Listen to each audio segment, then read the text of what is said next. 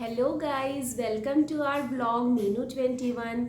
और आज मैं, जैसा कि आप लोग देख रहे हैं, मैं यहाँ से बैठ के व्लॉगिंग कर रही हूँ क्योंकि आज के व्लॉग में मैं आपको फ्रिज ऑर्गेनाइजेशन एंड क्लीनिंग के टिप्स बताऊंगी और मैं अपने फ्रिज को कैसे ऑर्गेनाइज रखती हूँ और कैसे क्लीन करती हूँ ताकि वो ज़्यादा से ज़्यादा दिनों तक साफ़ रहता है और कम मेंटेनेंस में, मतलब हल्की फुल्की वाइब से भी एकदम साफ सुथरा, नीट एंड क्लीन दिखता है। तो चलिए लेट्स स्टार्ट द वीडियो। और हाँ, अगर आप मेरे चैनल पे नए हैं तो प्लीज़ सब्सक्राइब करिएगा और अगर आपको वीडियो अच्छी लगती है तो प्लीज़ लाइक कर दीजिएगा और आपके कोई भी कमेंट्स हों तो उसको प्लीज़ कमेंट करके बताइएगा। तो लेट्स स्टार्ट द वीडियो। तो गाइस, सबसे पहले ना हमको फ्रिज क्लीन करना है, तो इसके लिए मैं प्रेफर करती हूँ ना ये जो स्पंज वाइप्स आते हैं उनको, क्योंकि उनसे ना पानी के रेसिड्यू, मतलब निचोड़ दीजिए उनको अच्छे से ना, तो क्लीन भी हो जाता है और सारी गंदगी भी वो अपने आप ही समेट के निकाल देते हैं। और अगर आप किसी कपड़े से जब हम लोग वाइप करते हैं ना, तो उससे क्या होता है कि पानी के जो धब्बे हैं ना वो पड़ जाते हैं सूखने के बाद। तो इसीलिए जब भी आप फ्रिज क्लीन करिए ना तो स्पंज वाइप से ही करने चाहिए। और अभी मैं घर से जब आई थी ना तो एक बार मैंने फ्रिज को साफ़ किया था, इसलिए फ्रिज बहुत ज़्यादा गंदी तो नहीं है, लेकिन एक बार हल्का सा वाइप कर देने से ना सही रहता है। और वैसे भी मैं हफ्ते में एक बार जब भी सब्जियां लगाती हूँ ना, कोशिश करती हूँ कि एक बार उसको अच्छे से पोंछ दूँ, तो इससे सही रहता है। और बाहर का तो मैं रोज़ ही जब डस्टिंग करती हूँ तो एक बार बाहर का उसका डोर है, उसके हैंडल्स है ना, एक बार पोंछ देती हूँ। तो इससे हमेशा हमारा फ्रिज चमचमाता रहता है। और चीज़ें ना, क्या होता है दोस्तों, खरीदने से ज़्यादा हमें उसकी केयर करनी पड़ती है, क्योंकि सामान खरीद देने भर से हमारी जिम्मेदारी नहीं पूरी हो जाती है, बस उसको मेंटेन करके रखना बहुत ज़रूरी होता है। नहीं तो चीज़ें खरीदते रहिए, उसका कोई वो तो है नहीं कि आप खरीदते रहिए और अगर मेंटेन नहीं करेंगे तो वो ख़राब हो जाएगी, फिर हमें दूसरा लाना पड़ेगा। इसलिए मैं कोशिश करती हूँ कि जो भी मेरा सामान है मैं उसकी अच्छे से देखभाल करूँ। और इसीलिए मेरे ना, चाहे कपड़े हों चाहे सामान हो, बहुत अच्छे से क्लीन रहता है, साफ़ रहता है और बहुत ज़्यादा दिनों तक चलता है।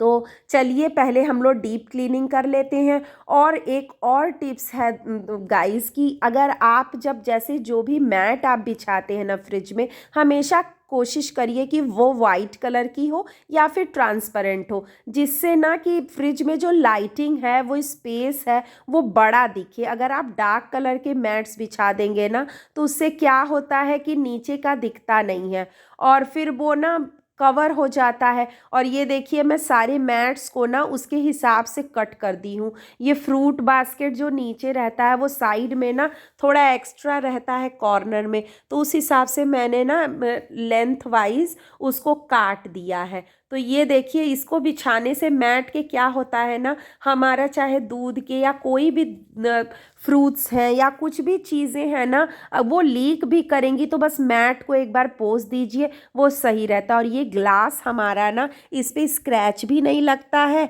और ये मेंटेन भी रहता है। नहीं तो बार बार निकालना धुलना बहुत, मतलब टीडियस टास्क हो जाता है। इसलिए मैं हमेशा ही मैट्स बिछा के रखती हूँ और उनको टाइम टाइम पे पोंछती रहती हूँ। तो इस तरह फ्रिज हमारा हमेशा क्लीन और साफ़ सुथरा दिखता है। तो ये देखिए, मेरा क्लीन हो गया। और जब भी आप फ्रिज को, मतलब डीप क्लीनिंग कर रहे हैं या क्लीनिंग कर रहे हैं, कोशिश करिए कि 1 बाय 1 करें। जैसे फ्रीज़र को बाद में करें, पहले फ्रिज को आइटम्स को कर ले, जिससे कि जो भी हमारे ख़राब होने वाले आइटम्स हैं उनको हम फ्रीज़र में रख दें, तो टेम्परेचर ना मेंटेन रहता है और वो ख़राब भी नहीं होते हैं। तो मैं ऐसे ही करती हूँ, ये नहीं कि पूरा सामान एक बार में निकाल दिया और फिर सब क्लीन कर रहे हैं घंटों, तो उतनी देर में जो स्पॉइल होने वाली चीज़ें हैं वो ख़राब हो जाती हैं। तो इसीलिए मैं ऐसे ही करती हूँ और ये आप लोगों को भी मैं सजेस्ट करती हूँ कि ऐसे ही करना चाहिए। अब ये मैं बीच वाले में ना दूध वगैरह रखती हूँ, तो इसलिए इसकी स्पेस मैंने बढ़ा दी। और जैसे कि सबसे नीचे ना सबसे कम टेम्परेचर रहता है, तो वैसी चीज़ें जैसे फ्रूट्स वगैरह ये सब हमें ना सबसे नीचे रखनी चाहिए। और जो डेयरी प्रोडक्ट्स है ना वो पुल आउट ट्रे में रखने से क्या होता है, वहाँ सबसे ज़्यादा कूलिंग रहती है, और पुल आउट ट्रे के नीचे वाला जो स्पेस है ना, वहाँ सबसे ज़्यादा कूलिंग रहती है। तो जो भी चीज़ें जल्दी ख़राब होने वाली हैं, डेयरी प्रोडक्ट्स हो गए, मलाई, ये सब वगैरह ना, मैं इसी वाले काउंटर में रखती हूँ। तो ये हमारा अच्छे से डीप क्लीन हो गया। अब हम सारे सामान को लगाएंगे बारी बारी से। वैसे तो मैं फ्रिज में बहुत ज़्यादा सामान, जैसे अलमीरा जैसे, तो मैं नहीं ही रखती हूँ, क्योंकि हमारे यहाँ ना थोड़ा मौसम ठंडा भी रहता है, और मैं उन्हीं चीज़ों को रखती हूँ ना कि जो बहुत ज़रूरी हैं।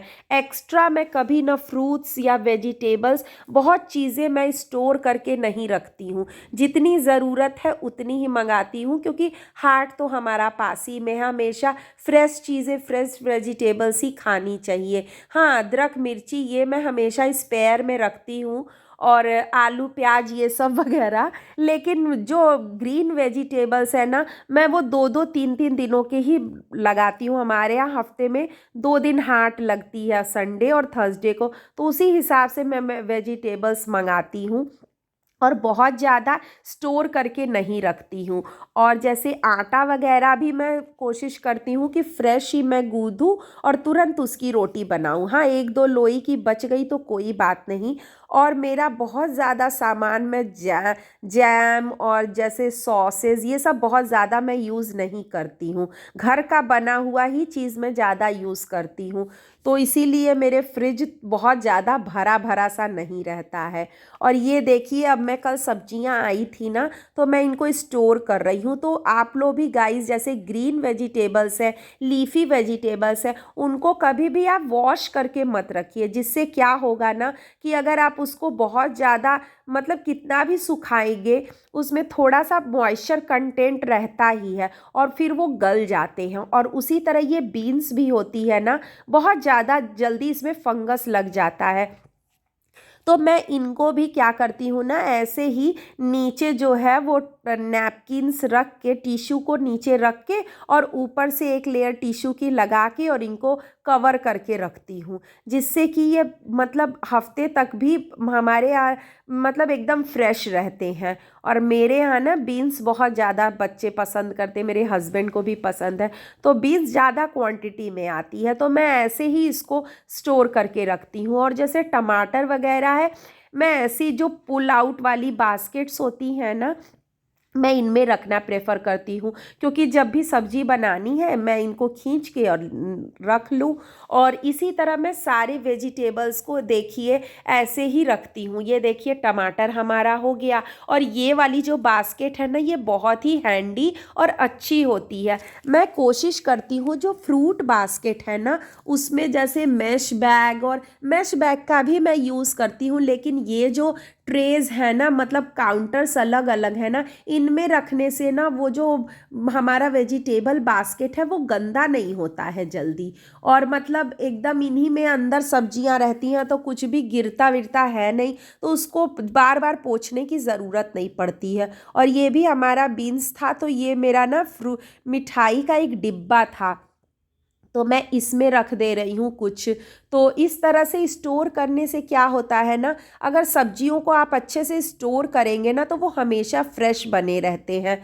तो इसमें मैंने रख दिया। और अगर आपके पास मान लीजिए कि ये सब नहीं है, ऐसे ऑर्गेनाइजर्स नहीं है, तो आप जो कपड़ों की थैलियाँ आजकल तो वो ऐसी आती हैं ना, न्यूज़पेपर, हाँ, कार्डबोर्ड की, तो उनको भी आप छोटा काट के उसमें ऑर्गेनाइज कर सकते हो। और ये मैं मटर इकट्ठे निकाल के रख दी थी, तो ऐसे ऐसे डिब्बों में अब मेरा ये तैयार हो गया है फ्रिज में ऑर्गेनाइज करने के लिए। तो देखिए, मैं बास्केट है ना, वेजिटेबल बास्केट, उसमें मैं ऐसे लगा के रख देती हूँ, तो इससे नीट एंड क्लीन भी रहता है, और हमारा बास्केट गंदा भी नहीं होता है।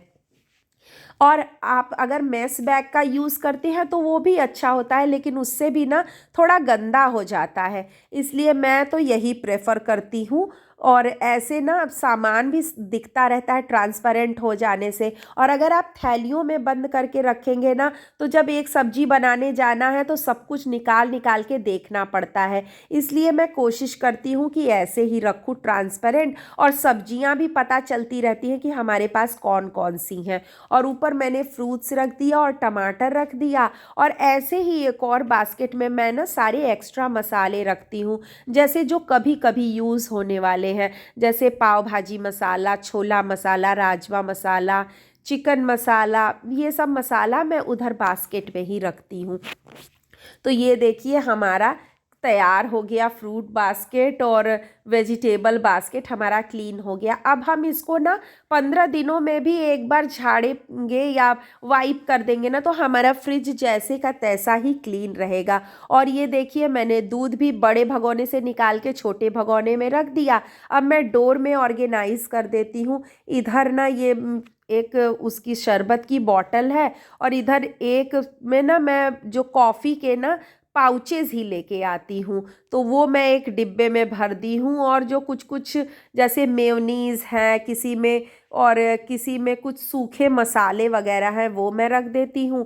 और मलाई के लिए मैं एक स्टील का टिफ़िन का डिब्बा रखती हूँ, तो वो सही रहता है। उसमें जब भर जाता है तो निकाल लीजिए, आप मलाई से घी बना लीजिए। और ये 2 छोटी सॉस की बॉटल हैं, जैसे चाउमीन वगैरह बनाने के लिए। तो ये सब मैं डोर में ही रखती हूँ। और अभी तो ठंडा है, मौसम खुद ही ठंडा है, इसमें देखिए मैं मलाई रखती हूँ। तो फ्रिज में पानी रखने की अभी ज़रूरत नहीं है। जब फ्रिज में पानी रखने का टाइम आता है ना, तो मैं एक जग में ही पानी रख लेती हूँ। और ये मेरा मतलब सीड्स हैं, ये चिया सीड्स हो गई और फ्लैक्स सीड्स, ये सब मैं इसी में रखती हूँ। फ्रीज़र में ना रख के नीचे वाले में रखती हूँ। तो अब ये देखिए मेरा आपको एक लुक में दिखा देती हूँ। ये देखिए हो गया, ये सारी ट्रेज हो गई टोमेटो की, ये ऑरेंजेस की, और ये बगल में हो गई हमारी स्पाइसेस की, सारे मसालों की। और ये वाला जो इसके ऊपर है, इसमें एक में दूध हो गया, इसमें हमारा मलाई हो गया।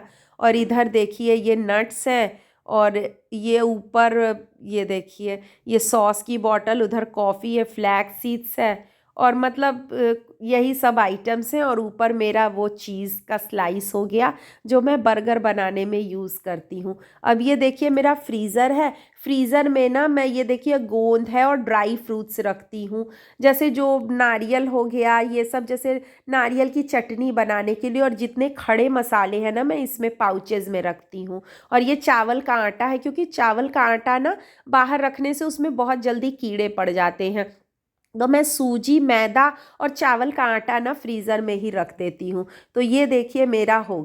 तो गाइज़ ये था मेरा फ्रिज क्लीनिंग और उसको ऑर्गेनाइज करने की कुछ tips and tricks. I hope आपको वीडियो अच्छी लगी हो। तो मिलते हैं फिर नेक्स्ट ब्लॉग में, तब तक के लिए keep watching my channel and keep supporting me by pressing the like button, and please subscribe to my channel if you are new to my channel. Thank you for watching. Bye.